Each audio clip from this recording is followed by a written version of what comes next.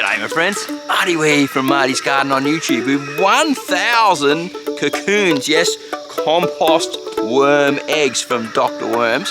We're going to release them into a brand new worm farm. This is really exciting, isn't it? So what I plan on doing is releasing these cocoons, 1,000 of them, into this tumbleweed cube worm farm. Now, if you haven't seen my review and first thoughts unboxing of this video, check out the link above. It's available for you right there so you can know more about this pretty cool worm farm. I plan to use it mostly for breeding up cocoons, baby worms, and a variety of things. So keep an eye on the channel so you can stay updated on this really cool worm farm and its brother, the maize, which is the competitor to this. I think we're going to do a sort of battle against the two smallest worm farms that there are for apartment gardeners and indoor worm farmers. So what I'm going to do first is I'm going to open this up. Now inside this farm we have these trays here, and so there's 2 trays in each one. I'm not going to bother about lifting the second tray out. I'm just going to leave the first tray in. Now it is a bit noisy here at Three Brothers when I work on the landscaping site, so you might hear the odd clank here and there. There it goes, someone's working in the background doing some fencing. So I'm going to put this paper in, as you can see, like that, and pour this cocoa peat into the farm.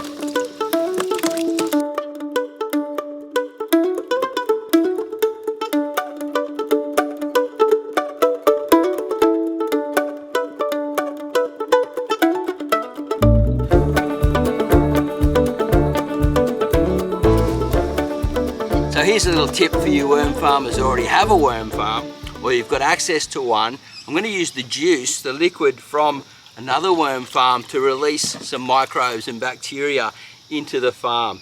Now if you've got another farm around or an access to one, you can throw some castings in from around the farm. That will release more bacteria, good beneficial bacteria, into the farm to help them populate more quickly. But if you don't worry about it too much. Inside your packet where you get your cocoons from, your worm eggs, this will have the good bacteria in there also, because remember, the bedding, they want to provide the best bedding that they can. So I'm going to put these guys in here now. Now it's really quite soaking wet in there.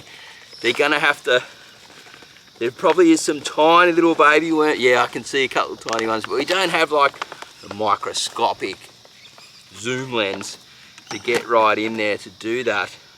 And I'm just going to spread them around on top, and it's going to suck that moisture right in. All the excess moisture is going to drain out down below and get caught up in that newspaper. And what I'm going to do next is I'm going to do something even more fun to make them even happier when they come out. You want them to feel like they're in nature, right? That's the key.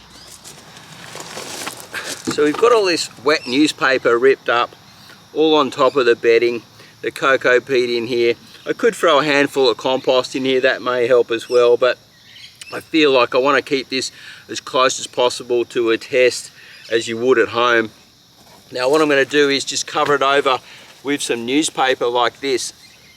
And what I like to do with this is really fun, is I'm just going to fold it over like that, keep this nice and damp, and I'm going to watch if any worms, when they get older, crawl in between these 2 pieces here, so I can keep an eye on it. And I can also lift it back and have a good look around inside.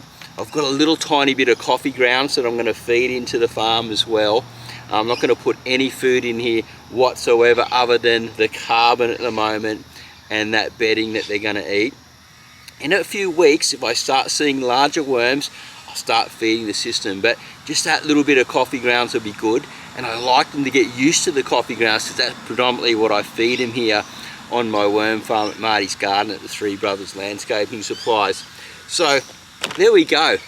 We've got the cube worm farm set up with 1,000 compost worms, well, cocoons. Now there should be more than, in theory, than 1,000 worms, right? Because sometimes there's more than one worm in a cocoon. So we could end up, in theory, with around about 2,000. So